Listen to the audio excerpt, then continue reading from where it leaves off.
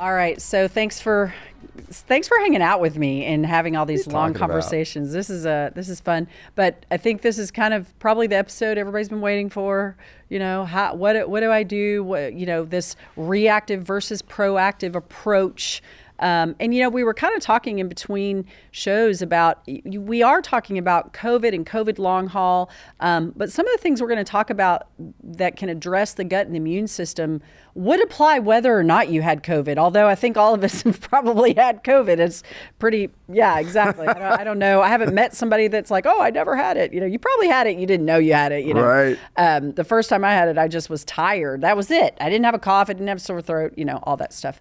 But there's so much, well, I don't even know what we're doing reactively for COVID. I mean, I think we had a reaction when we pushed a vaccine out that now we know kind of probably really didn't do us a whole lot of good.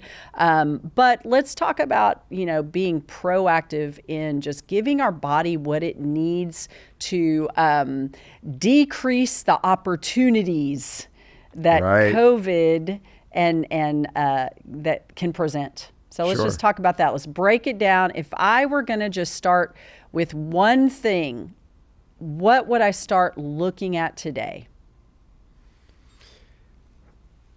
I would look at a standard blood test and find out how prone am I to inflammation. Okay. If I was going to say what one action you could do today, for anybody, no matter what, sleep better. Yeah, we've talked about this. I mean, I don't know. And I guess, I don't know why I'm being, in my mind, I want to share a story real quick, if you don't mind. I love stories. So, Laura and I, we're, my wife, dietitian. Yep. So smart. I mean, it's brilliant. It really is. And very proactive in our health. Like, we cook food. Yep. I mean, we walk the walk right. of being healthy. Yep. And she got COVID. She was very sick, I remember. And she was very sick. And I think that if it wasn't for the fact that she did live that healthy lifestyle and that you were gracious in applying medical interventions, right, that were suggested, whether it be nebulized budesonide for the airway or, dexamethasone, all those kind of things that you actually, when she got to her stage, you had to deploy. She ended up having to be hospitalized. Yeah, that was the scariest part for me. Oh, my gosh, me too. I was scared too, and you probably couldn't even go in with her. It was interesting. The little regional hospital I was in, first 24 hours, they didn't let me in, but after that they let me in, which I was like super grateful. Yes. But when they did treat her and they used a new immunologic that I was really hopeful that they would have it, and the immunologist there, I'm going to give some props to traditional medicine because this immunologist was on top of the latest treatment. Yeah, and he understood it. He understood it, and he gave her that medication called tocilizumab. What he said was, I've never seen anyone respond so quickly from needing a high concentration of oxygen for the lungs to being off all assisted, oxygen support, basically within 72 hours. Yeah. And I really believe that it was because of the lifestyle that she chooses to live. I mean, that's, her choices on what she does in her life, but eating healthy, getting rest, trying to get movement where she can, right? Doing the things that you need to do to promote your health. I honestly believe, and in addition to that, taking some nutrients, that we're going to talk about. And once again, not to cure disease, but to promote health. I think that's what gave her the opportunity to actually still be with us, and her health is thriving now. So it really hit me when I saw how she came through that. And the only thing I could think of is, if she didn't live the lifestyle that she lived, she has good soil. She probably may not have been with us. Yeah, I heard a great quote one time around opportunistic diseases like COVID, like cancer, and this statement was, we're paying so much attention to how to treat it that we're not paying attention to the soil in which it grew. And that sticks in my mind. 100%. Right. Like if you're going to plant a garden, you're just going to throw some dirt and topsoil, or are you going to give that soil as much nutrient as it needs to really grow a healthy, robust plant, right? That's right. And it's the same thing with our bodies. How can we tend to the soil of our bodies, the basic parts of our bodies that have everything to do with making sure it operates correctly when an opportunity strikes? Sure. And the first thing I think about is the gut. Absolutely. I think it's ground zero for your health.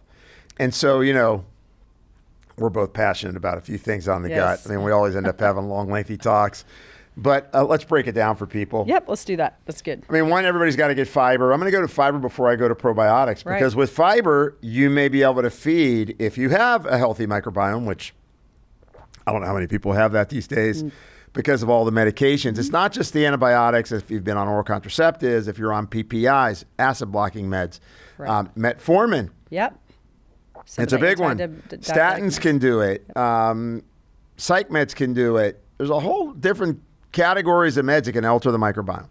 So, but the very most important thing is people just don't get enough fiber. That's correct. Right? So, pause.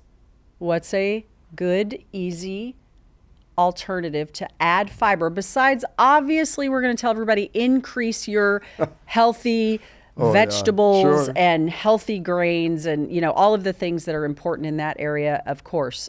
Resistant starches, Laura has cooked and cooled potatoes. Yeah, exactly. Right. All those things. But one thing I do every day is I add a scoop of sun fiber in my coffee. So what is sun fiber? The sun fiber I think is absolutely the best fiber that you can take, and it's a guar gum based fiber.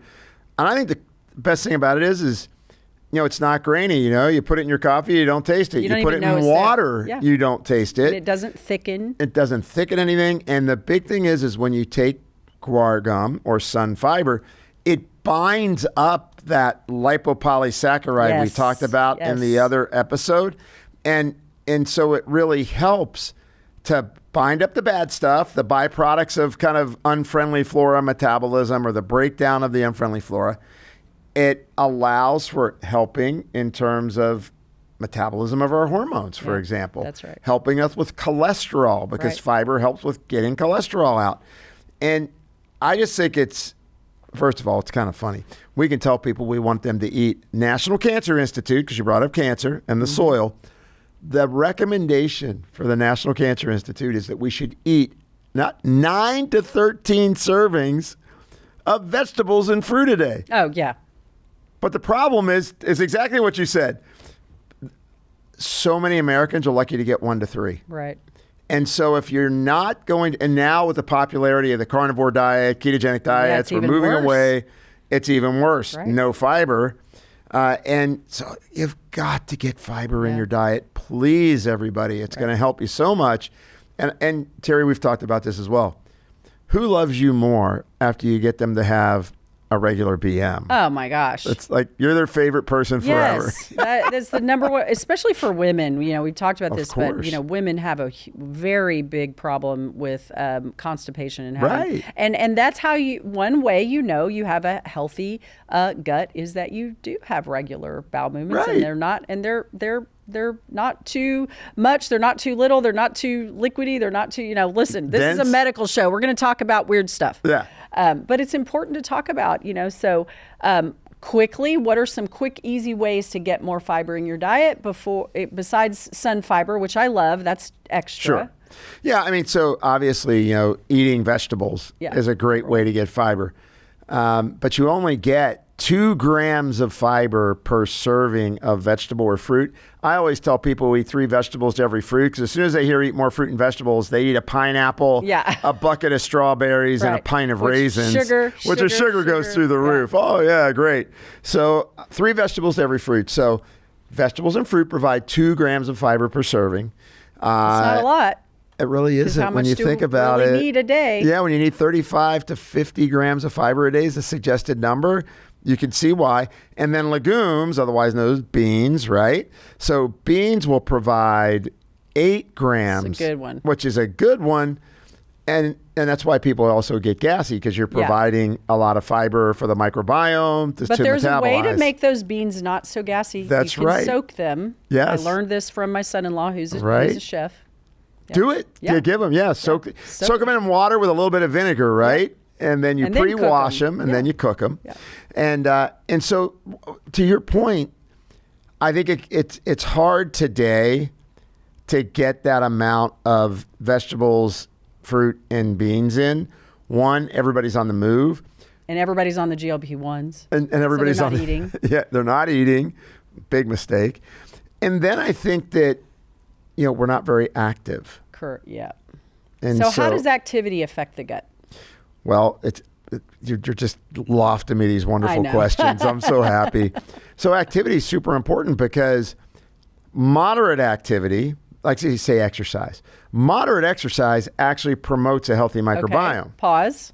Let's tell everybody what moderate, because I'll ask people, do you exercise? And they're like, yes, I'm very active. Well, what do you do? Well, 3 days a week, I walk my dogs for 20 minutes. Right. Do you get out of breath? So let's talk about what is moderate exercise. Because a lot of people think that they exercise a lot, and they really don't. No, exactly. I mean, I think, first of all, ideally, people would walk baseline. Minimum, if you look at reduced risk, 30 minutes, 5 days a week to 6 days a week. And that's going to reduce your diabetes risk, heart disease risk. That's been published. Is this just walking? Walking, Sitting is the I new would smoking, say, right? Well, I would say it's walking and maybe not being stressed out trying to text and talk at the same time. Walk for the process of walking, allowing your nervous system to reset. Mm-hmm. Once again, one of the top human performance people in the United States, out of University of Minnesota. We're talking yesterday, and he says, you know what I found? That after people train really hard, if they wait a couple hours and all they do is do a 20-minute brisk walk, it resets their nervous system. Nice. So remember, first you got to exercise. Right. So that walking's kind of the minimum. We hear a lot about zone 2 training. What is zone 2 training? You're exercising or walking to the point where you're moving fast enough that you could say a sentence or two, but you can't carry a conversation on. So that's where you're getting your heart rate up enough that you're having a cardiometabolic effect. But it's interesting because we think, well, I'm going to train a lot more than that. The more you train, the more you need to have a recovery plan. He's talking to me right now. Am I? I didn't realize that. I didn't really think that. Yeah. Oh, I guess I did. Yeah. So anyway, the more you train, the harder it is on your microbiome, because you lose blood flow to your intestine to provide it to other vital organs like the kidneys, liver, and other organs. You can overtrain. So you can overtrain. Now, at Lifetime, where I'm now currently Chief Science Officer, we never say the term overtrain. We always use the term under recover. That's good. I like it. But the point is, there's more responsibility on you if you want to be a fit. Look, Terri, you and I know we both love working out. Mm-hmm. I loved working out from the time I was 13 years old, right? I got 51 years of being in the gym. But I have also realized that the harder I train, the more I got to work at my recovery. Am I sleeping better? Am I getting fiber? Am I managing my stress? Am I doing any breathing exercises? The simple box breathing I talked about earlier on in one of our podcasts. It's really important to understand that. So the harder you train, there's a beautiful paper published 2022 on athletes. When they get over 60 minutes and it's higher intensity training, you disrupt your bowel habit, you disrupt your microbiome, you create immunologic shifts in your body. And that's why people that are training hard and don't recover well end up many times getting sick, or their mood changes, or their hormones, their sex hormones start to dip because of that. So really important. So that group of people's probably the outliers to our average population. So, but remember the ones that got sick from COVID that you thought, why did they get sick? They're a marathon runner. Right. That's right. You're right. Yeah, right? You're right.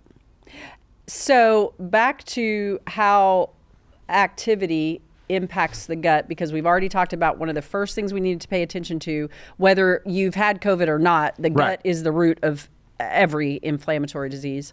How does activity, because by and large, the majority of us are less active than we should be. So how is activity impacting that? Increasing blood flow? We talked about that, but what are some other ways? Well, Nervous if you're system. training, if you're training hard versus, say, we know moderate activity would be you stay kind of in that zone 2 of your heart rate. So moderate exercise. We know that actually improves your immune function. So your nervous system is actually resetting, just like I talked about my researcher that I spent time with on a podcast yesterday, that it's resetting that nervous system to go back in balance. Got it. For the diaphragm to drop, for your heart rate to come down, for your immune system to not become challenged, right? So activity helps reset your nervous system, provide oxygen to all your tissues, and improve your microcapillaries to be able to deliver oxygen to the periphery, as well as helping to regulate things like blood sugar, insulin, because you're actually managing your circadian rhythm better through that. It doesn't mean that training hard is bad for you. It just means that you do have to realize if you're training for marathons, we hear of things like runner's diarrhea, right? That's kind of a term. It's that the harder you work, the more the microbiome is impacted, the more you're going to need to use fiber, take probiotics, make sure you're getting adequate sleep, make sure you have adequate mineral intake, all those things that help us to stay balanced. So this is aside from COVID, baseline is start to move. And I couldn't agree with you more. We don't move that much. Even when we go and work out for an hour. We're sitting lifting weights. Yeah, exactly. A lot of times, yeah. A lot of times it's our mouse. So I bought a 15-pound kettlebell mouse that now in between when I'm working on my laptop, every 15 minutes I'll do maybe a couple kettlebell swings with my new mouse. That's brilliant. Yeah, it's going to get invented someday, I know. Yeah. but the reality is we're pretty sedentary. We're not like the Sardinians in the blue zone that they're walking to get their vegetables twice a day, 3 or 4 miles sometimes, up and down hills, up and down steps. We just don't get that for the most part. So it becomes more important that we emphasize exercise as part of our daily routine. And remember, resistance exercise is important for maintaining lean mass, and muscle mass, right? 2 different compartments of mass, because that's going to help us with our aging. And so that's ground zero activity on the microbiome is train. And the harder you train, the more you want to recover. Yeah. Okay. So working on the gut. So increasing fiber, obviously vegetables. Probiotics. And probiotics. Let's talk a little bit about probiotics. Right. There's always question marks there. Oh, there is. So I'm going to tell you right now, there's a lot of good probiotics on the market. I've used them for 40 years now. And so a lot of people, are interested in, well, how do I know I get a good probiotic? I'm going to give you 3 simple rules for the best chance. One is the probiotic guaranteed to the date of expiration for the amount of probiotic in the capsule or powder? Guaranteed to the date of expiration. Will a lot of say times that on the bottle? It should say that on the bottle, because you would be proud of that. Yes. Because what happens is they guarantee at the time of manufacturing. Right. And the problem is probiotics, if you get a multi-strain probiotic, they like to attack each other. So it's like the Crips and the Bloods in the bottle, right? It's like, what's good was bad. So you want to get date of manufacturing at the time of expiration, and then it would be great if you had DNA verification of the strain. That might say that on the bottle. Or you, like for yourself, I know you're rigorous about the probiotics that you use. The third one would be, well, should it be refrigerated or room temperature? Yeah, I always get that The big question. Oh, if it's not refrigerated, it's not a good one. That's not necessarily true. Exactly. And it turns out that when studies were done, it showed that when you're taking stuff out of the fridge and now it's in a warm environment and you open up the bottle and now the warm air goes into the cold, chilled bottle, you're changing the environment in the bottle, which then stresses out the probiotic. A more stable environment. Yeah, you want a more stable environment. So heat stable probiotics, room temperature stable probiotics that are guaranteed to the date of expiration are going to give you your best chance at having a consistent probiotic. And by the way, and look, I used refrigerated probiotics for years. I'm not saying, oh, they don't work. It's just that people forget to take them. And then you got to, how many people are traveling nowadays, right? It's so much harder to use, refrigerated products when you got a big bottle of probiotics. Right. So I tend to move towards heat stable, guaranteed the date of expiration probiotics. And I like them to be human strain. We're not cows. Yeah. So everybody says, well, I eat yogurt. And my answer always to that is, oh, that's too bad. Yeah. It's a lot of sugar.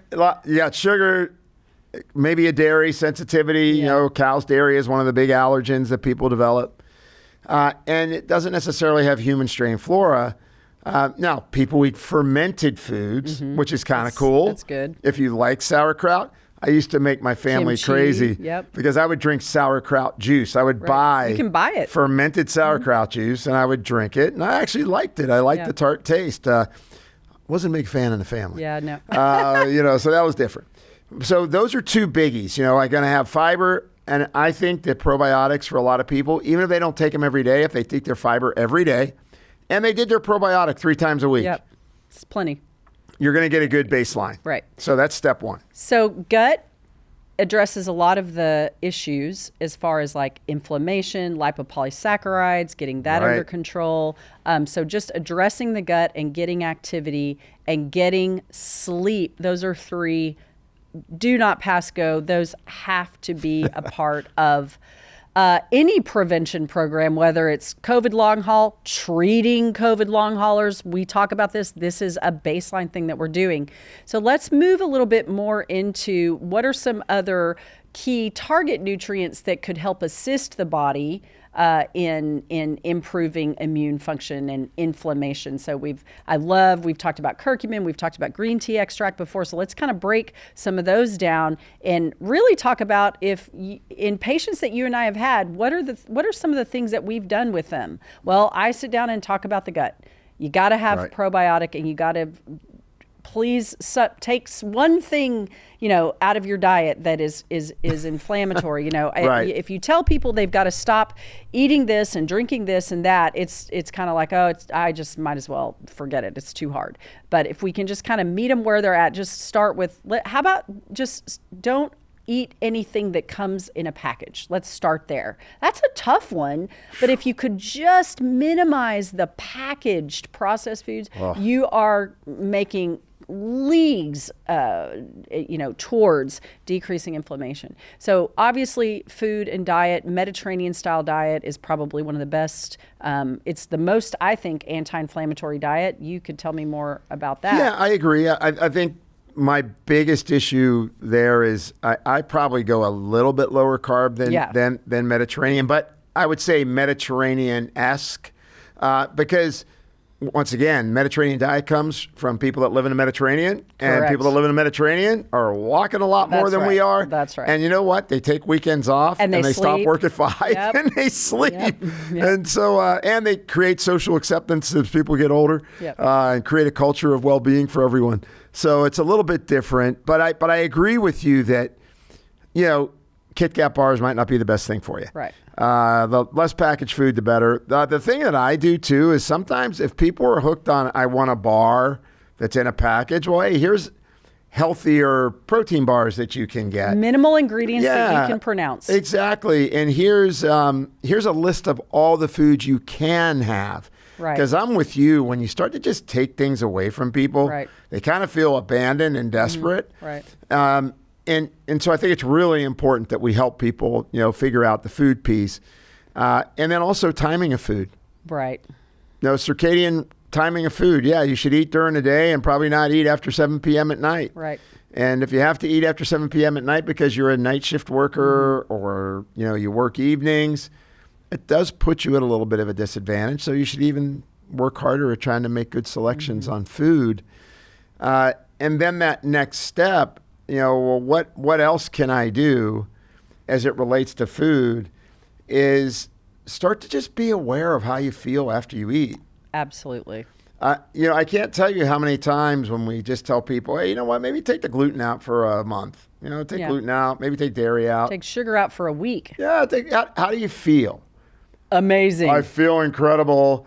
And then what always happens, right? Because I love this work because you help people. We design plans. We got dietitians, we got docs, we got nurse practitioners, we got programs that we're developing. So they do all the things that are right. They feel better, right? I feel amazing. Then they go, well, I'm going to go back to the way I used to eat because now I'm better. Yeah. And it's like, well, didn't you figure out that maybe why you weren't feeling better is because the way you were doing what you were doing? Right. That's right. We don't clean ourselves up in order to move backwards. Right. It's detox to retox. Yeah, right? I mean, we don't do that. Right. We clean ourselves up to move forward and appreciate how good it is to feel good. Absolutely. Right? And it's an infectious thing. And once people start to feel good, they want to keep feeling good. That's right. But I always laugh when people are like, oh, yeah, I kind of fell off the wagon for the last month. Yep. And then you just have to, okay, let's restart. Where are your problems at? So diet, really big. Sleep, really big. Getting that gut corrected. And sometimes people's guts are off enough. So in the example of permeable gut, a few other supplements could be important for helping to rebuild the lining of the gut. Yep. Glutamine being incredibly important. Yes. Glutamine is conditionally essential. So when your gut gets permeable and your epithelial cells get too small and shrink, you need glutamine to fatten them up. Right. And so, being able to add other nutrients. And once again, this isn't about treating COVID long haul. This is about how do I restore health to my tissues in my body. Clean up the soil. Clean that soil up. So glutamine and aloe, glutamine helps with that integrity of the gut lining, helps with lipopolysaccharide. Right. Aloe helps with rebuilding the mucosal barrier. Yep. Cat's claw. Cat's claw, fantastic. Berberine, because cat's claw acts to settle down and balance the immune system in the gut. Maybe knock out some of the friendly flora a little bit to help the good flora come back. Berberine is really good at lowering a compound called zonulin. Yes. And zonulin is what makes your tight junctions gap, and that's called permeability. And so berberine, really good because it helps with the tight junctions. It helps to balance out the flora. It also helps with lipids. Yep. So I really like berberine. I think that's great. So those are kind of the gut-related biggies. So how much L-glutamine? So 5 grams twice a day. Yep, 10 5 to 10 grams Yes. twice a day. How much berberine? If you get, I'm gonna preface this. If it's traditional berberine, 250 to 500 milligrams twice a day. We use our liposomal tablet technology because berberine's only 0.3% absorbed. And we've had a lot of people ask, oh, come on, does it work? And I know for you, Terri, and the massive network of docs that you have we're all educating and learning, they're seeing incredible results. Yep. And that's because when you can enhance the absorption of these nutrients that are hard to absorb, it gives them a chance to work. So berberine, when it's put in a lipotab, may only be 50 milligrams a tablet, but it has dramatically enhanced absorption. Yes. So traditional, if you're just going to go by berberine, 500 milligrams twice a day. If you're going to use the liposomal delivery, which in my opinion makes it more efficient, then you can get by with less. Harder to get. Yeah. Okay. Yeah, absolutely. And so berberine, cat's claw, 500 to 1,000 milligrams, 2 to 3 times a day. Yep. You'd like it to be standardized, meaning there's a minimum percentage of active compounds in the cat's claw. That's called standardization. When you hear standardization... And cat's claw is not literal cat's claw. It isn't? Oh my God, I thought they were collecting Muffy claws. No, it's not. People kind of freak out. Cat's claw? Yeah, oh my gosh. Not an actual cat. And it's one of the most popular herbs actually in the U.S. For the last 20 years because of its immune supportive effects.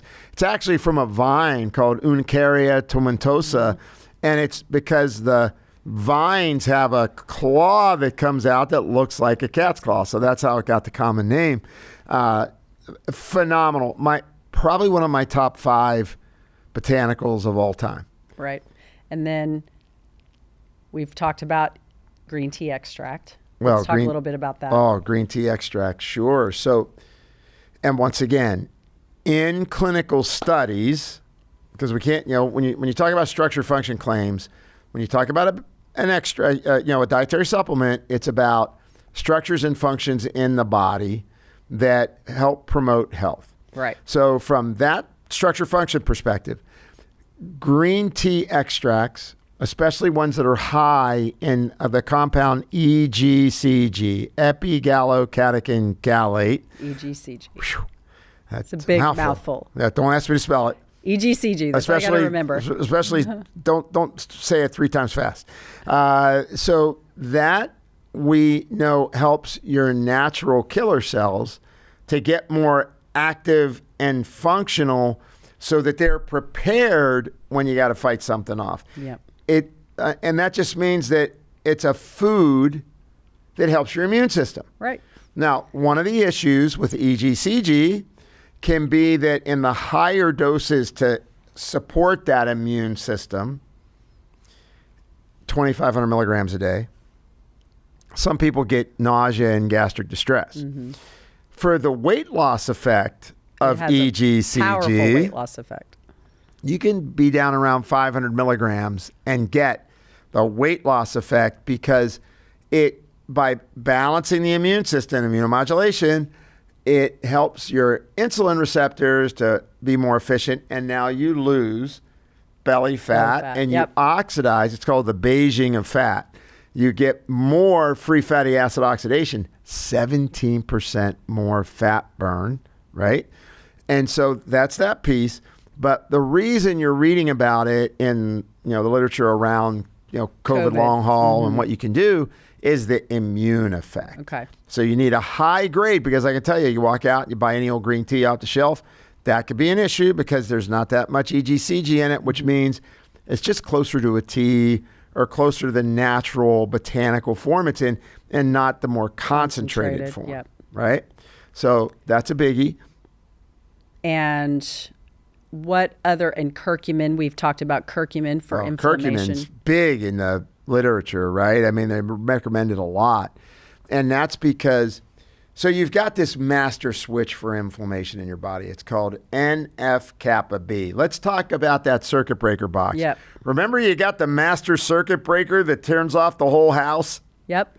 All right. So it's a great analogy. Yeah. So when you activate NF-kappa B, it's like going to that circuit breaker box and saying, you know what? We're going to mess up all the circuitry in the house. Boom. And now nothing's working like it should, because when NF-kappa B gets activated, it creates a big downstream of a lot of different inflammatory kind of cytokines. Which people know what that word means now. Cytokines, yeah, inflammatory immune compounds. And what did we hear about COVID? Cytokine storm. Yep. Cytokine storm, because we activated the master switches of why we're making all these immune compounds to fight. And we can't go back to that circuit breaker box and turn it on to get back to normalcy. Curcumin is one of the best herbs that helps your body to create healthy immune response signaling, going back to the circuit breaker box and helping to bring it back in balance. Right. So I love curcumin, and there's a lot of great curcumins on the market. There's all kinds of ways to play with how to get curcumin to absorb. And once again, I can only go on the clinical results that we've been seeing with using curcumin that's embedded in the lipotab technology, the liposomal tablet technology. I'm not at all saying that, no other curcumins in the universe work. Right. But I just know that we're getting great absorption because people are stating, hey, I'm feeling better, less achy. Yep, you use it a lot.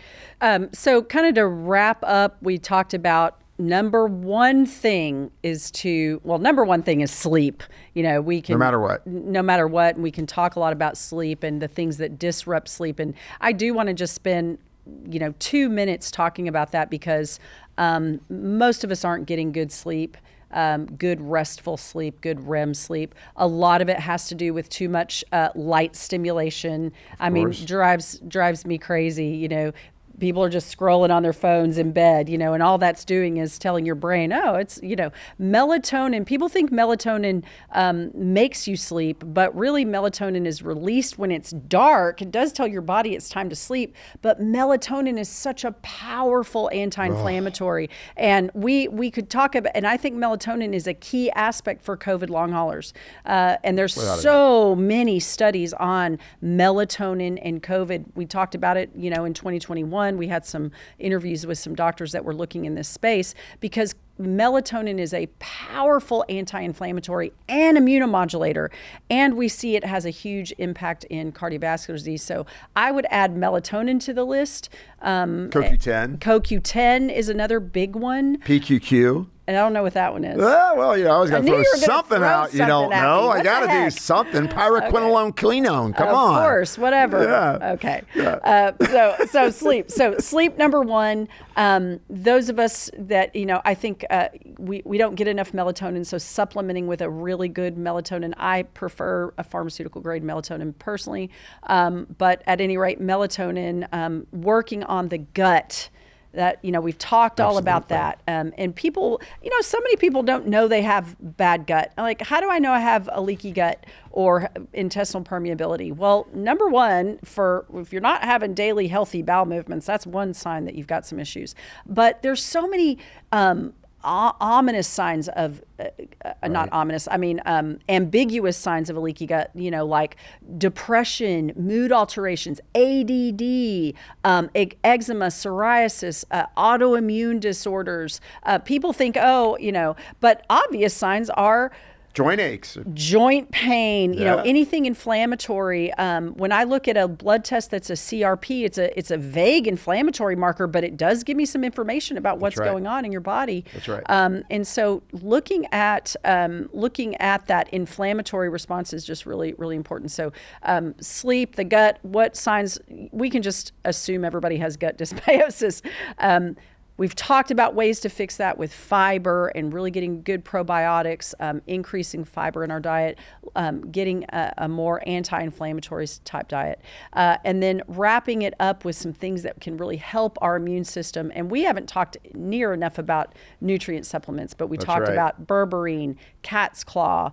What else did we talk about? Oh, L-glutamine to heal the gut for sure. Curcumin and its powerful effect on the immune system. And then also green tea extract, EGCG, and its impact on inflammation and the immune system as well.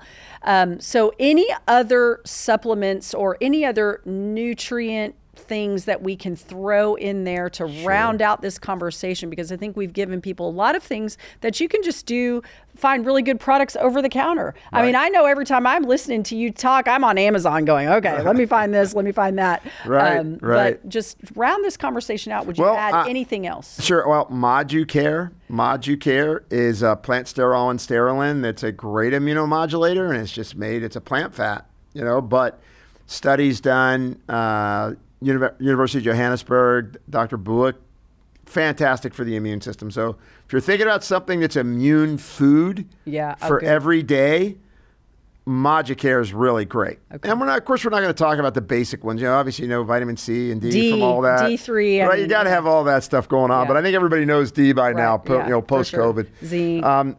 And then I think I love that you brought melatonin up, because I just think it's one of those things that between all the lights we turn on when we go home, all the signs that on our drive home in the evening, we just do get too much light pollution.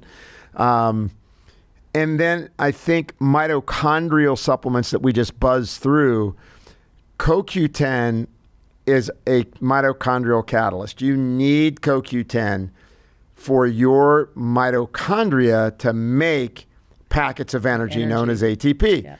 And I would suggest a minimum, if you are a long hauler, 300, even 600 milligrams a day to get started. And so you want to do that. It's best if it's a non-crystalline CoQ10, meaning that it doesn't form crystals, because that means it's staying highly absorbable. I think that's important. I mentioned PQQ, pyroquinone quinone. PQQ acts kind of as a mitochondrial catalyst as well. 20 milligrams a day. If you look up PQQ, you can find that. It's an easy one. It's actually out there. So that's really important to round it out. And then when you think about what triggers mitochondrial biogenesis, the regrowth of mitochondria. We already talked about green tea. That's a big one. Alpha lipoic acid, ALA. Another big one. ALA, which acts as an antioxidant, and it helps to upregulate what's called the sirtuins. So when we all talked about, fasting is good because it makes sirtuins. Resveratrol is great because it makes sirtuins. Everybody knows about resveratrol. Yeah. Red wine, my favorite. Yeah, there you go. And so I think all of those are also things that you can consider. If your main problem is fatigue, I'm really tired. Right. I'd probably work on getting the CoQ10 in, maybe add in something for the immune balance, like a curcumin or a Omagicare. RG3. Well, I guess I did forget about RG3. Synapsin, which downregulates microglial activation, which is one of the key features of what happens when people get COVID long haul is their microglial cells or the immune cells in the brain are too active. What I love about RG3 is that people get cognitively clearer. Yes. And that's a biggie, right? I feel more alert. I feel more on point. The fog lifts. And so I think that's really important. And then, when you went to the gut, I think just in general, like you said, everybody would benefit from adding, at the minimum, fiber, probiotics, maybe more if you want to go to the cat's claw, go to glutamine, those kind of things. But, you want to organize yourself. Mm-hmm. Think about what's really bothering me, whether you've long hauler or not. Where are my areas at? I think most people think if I don't have constipation, I don't have diarrhea, I don't feel bloated and distended, I don't have a gut problem. And honestly, that's just not true. Yeah. So start to think about all of the other things that are going on. Hey, I got skin rashes. Mm-hmm. Oh yeah, my hips hurt. At least explore a low allergen diet. Starting to take some things that can help people. Yeah. And then, hey, I'm having trouble with energy, especially mentally. Synapsin, great. CoQ10, great. Awesome. Well, we said a lot today, but I think it was amazing information. I think a lot of people were waiting for this show, and we've given them really good information. And we will be continuing all these conversations because it's just not enough to talk about it 1 or 2, 3 shows. Thank you so much for spending time with us today. I can't tell you how much I've appreciated it. And I learned something new today about PQQ. I didn't even know that. So you're going to be on. You're going to be on your laptop. I'll be on the laptop anyway. Thanks, and we'll do this again. Thanks again.